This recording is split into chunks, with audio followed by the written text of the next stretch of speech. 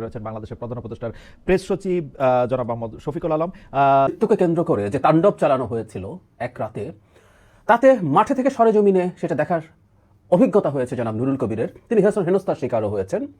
সেই নুরুল কবিরের বয়ানে একটা তথ্য বেরিয়ে এলো, তার একটা অনুমান না, তিনি খুব কনফিডেন্টলি বিশ্বাসের সাথে বলেছেন। সেটা একটা খুবই অ্যালার্মিং ব্যাপার। সেটা নিয়ে কয়েকটা কথা একটু বলতে চাই। তার আগে জনাব নুরুল কবিরের ইন্টারভিউর এই অংশটা আমরা একটু শুনে নিই। আমি যে সময় থেকে এই ঘটনার সঙ্গে ইনভলভ হয়েছি, তারপর থেকে এই ছেলে মেয়েদের মুক্তি লাভ পর্যন্ত আমি যা যা দেখেছি, তাতে আমার একটা প্রথম দিকে যে যাদের সঙ্গে মন্ত্রীদের সঙ্গে কথা বলছিলাম, অপরাপর রাষ্ট্রের বিভিন্ন সংশ্লিষ্ট কর্মকর্তাদের সঙ্গে কথা বলছিলাম, তাদের প্রথম কথার সময় যে আন্তরিকতা আছে বলে আমার মনে হয়েছিল, কিন্তু 2.5 ঘন্টা ওইখানে থাকবার কারণে আমি আপনাকে পরিষ্কার করে বলতে পারি বিবেকসম্মতভাবে পুরো ঘটনাটা তারপর সঙ্গে আমার অভিজ্ঞতা এবং এর পূর্ববর্তী সময়ের ঘটনা শুনে সরকারের কোনো না কোনো অংশ কিংবা গোটা সরকার এই ঘটনাটা ঘটতে দিয়েছে। আমি সবাইকে আহ্বান জানাবো পুরো ইন্টারভিউটা শুনে নেওয়ার জন্য। এখানে তিনি অনেক গুরুত্বপূর্ণ কথা বলেছেন, বিশেষ করে জামায়াতে ইসলামীর তার ভাষায় মুনাফিকি নিয়ে খুব বিস্তারিত কথা বলেছেন। একটু দেখে নেওয়ার আহ্বান জানাই।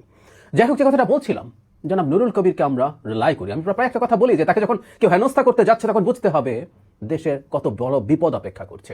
নুরুল কবিরের মতাদর্শ, নুরুল কবিরের চিন্তার সাথে সবার একমত হওয়ার দরকার নেই। তিনি নিজেই ইন্টারভিউতে বলছেন যে দুজন চিন্তাশীল মানুষেরই চিন্তা মিলবে না, দ্বিমত থাকবে। সুতরাং সেটা হতেই পারে, কিন্তু এই মানুষটার দেশপ্রেম, এই মানুষটার সততা নিয়ে প্রশ্ন আসে নাই, এই মানুষটার সাহস নিয়ে প্রশ্ন আসে নাই কখনো। অত্যন্ত ঝুঁকিপূর্ণ সময় তিনি যে কোনো রকমভাবেই তিনি তার নিজের যে দায়িত্ব, দেশের প্রতি যে দায়িত্ব, তার সততার যে প্রদর্শনী সবই করে গেছেন। এই যে তিনি এই মবের সামনে গেলেন, কারণ তিনি সম্পাদক পরিষদের সভাপতি, এখানে একটা পত্রিকা আক্রান্ত হয়েছে, তার কর্মীরা আটকে পড়েছে, তিনি তার দায়িত্ববোধ থেকে ঝুঁকি নিয়ে গেছেন এবং এতে জীবনের ঝুঁকিও থাকতে পারে, এটা না বোঝার কারণ তার নেই। তারপর তিনি গেছেন, সেখানে গিয়ে তিনি হেনস্থার শিকার হয়েছেন, তার শরীরে স্পর্শ করা হয়েছে এবং কারা করতে পারে এই ইন্টারভিউতেই আসলে সেটা প্রমাণ আছে। তিনি আবারও হেনস্থার শিকার হতেই পারেন।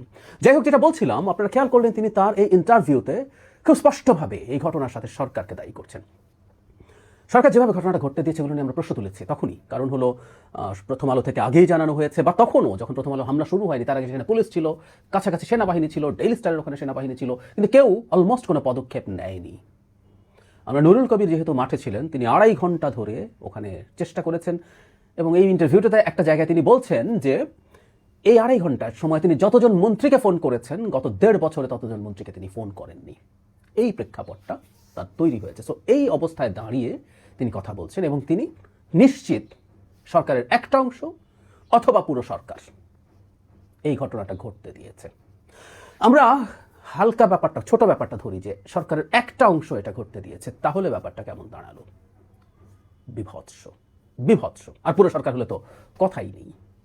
আমরা দীর্ঘদিন থেকে এটা জানি যে সরকারের একটা অংশ নির্বাচন পেছাতে চায়। তারা জামাতে ইসলামী এবং ফার রাইটদের সাথে পর্যন্ত অ্যালাইন্ড হয়ে দেশে একটা এনার্কি তৈরি করে নির্বাচন ভণ্ডুল করতে চায়, ক্ষমতা প্রলম্বিত করতে চায় এবং প্রয়োজনে একটা সকল বিপ্লবী সরকার বানাতে চায়। এটা আমরা দেখেছি।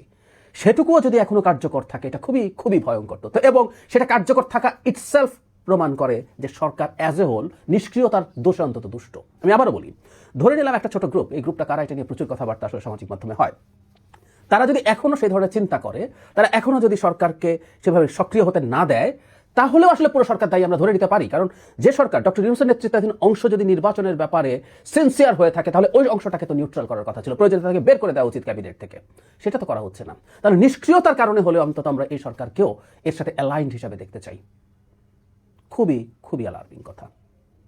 আমরা এই ঘটনার পরপরই বলেছিলাম স্বরাষ্ট্র উপদেষ্টা, ওখানকার যিনি বিশেষ সহকারী আছেন, নুরুল কবিরও তার কথা বলেছেন, খোদা বক্সের কথা। আমি মনে করি প্রসেট, সচিব, আইজিপি সবাইকে ওখান থেকে আসলে সরিয়ে দেওয়া খুবই জরুরি ছিল, সরকার যদি লিস্ট তার সদিচ্ছার প্রমাণ দেখাতে চাইতো, কিন্তু করেনি সেটা।